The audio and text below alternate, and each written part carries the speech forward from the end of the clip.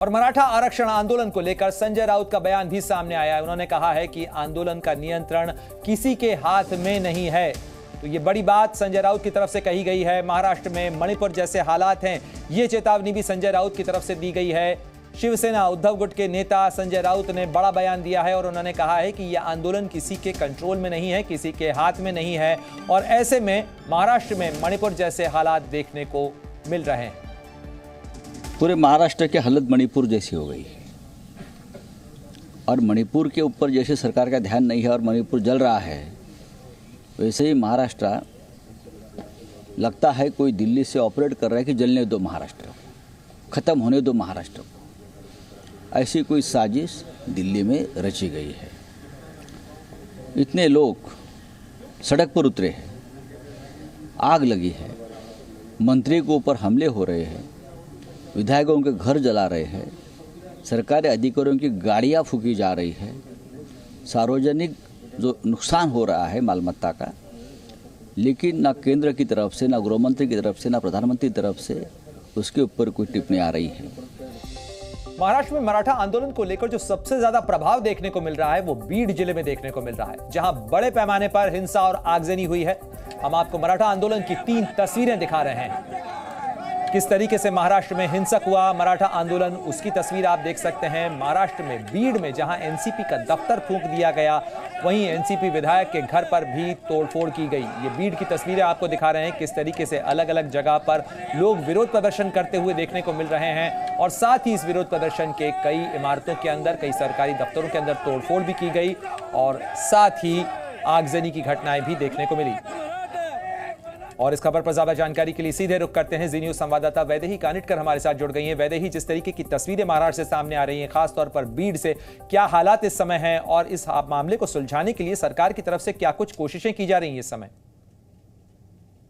जी बिल्कुल, फिलहाल महाराष्ट्र में मराठा प्रकार के हालात है काफी गंभीर है। ये आंदोलन जो है वो आक्रामक तौर से फिलहाल दिखाई दे रहा है, जिसकी वजह से अब सरकार भी जो है वो एक कदम आगे चलती हुई नजर आ रही है। सरकार ने कैबिनेट की बैठक बुलाई है और इस बैठक में वैदेही से एक बार फिर हम संपर्क करने की कोशिश कर रहे हैं, लेकिन ये तस्वीरें देखकर आप अंदाजा लगा सकते हैं कि किस तरीके से लोगों का गुस्सा इन वाहनों के ऊपर निकला है। कई वाहनों के अंदर आग लगा दी गई और आगजनी से प्रभावित हुई इन गाड़ियों की तस्वीरों को देखकर आप अंदाजा लगा सकते हैं कि कैसे हालात इस समय मराठा आंदोलन को लेकर भड़की आग के कारण महाराष्ट्र में देखने को मिल रहा है।